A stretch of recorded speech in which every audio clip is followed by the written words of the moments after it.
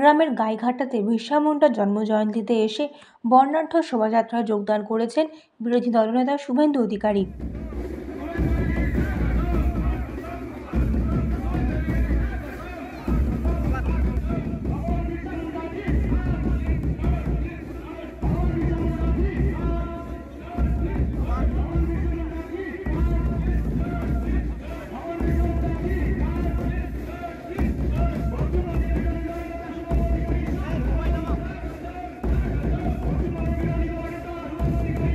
জন্মজয়ন্তীর উদযাপনে এসে তিনি শাসক দলকে এক হাত নিয়েছেন। রাজ্যের সাম্প্রতিককালে ঘটে চলা একাধিক বিষয় নিয়ে তিনি সরব হয়েছেন। ঝাড়গ্রামে পুলিশ সরিয়ে নিন, তৃণমূলকে ধপ করে ফেলে দিবে। আর মমতা ব্যানার্জি ঝাড়গ্রামে বিভেদ তৈরি করার জন্য কুর্মীদেরকে কুর্মীর মতো বলে আর জনজাতিদের বলে।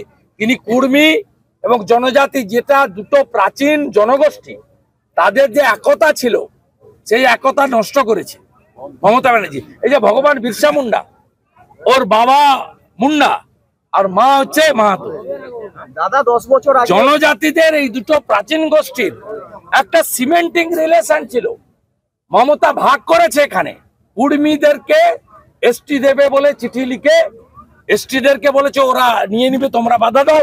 আবার কুর্মীদেরকে বলেছে জনজাতিরা বাধা দিচ্ছে তাই দিতে পারছে না। এটা মমতার কাজ।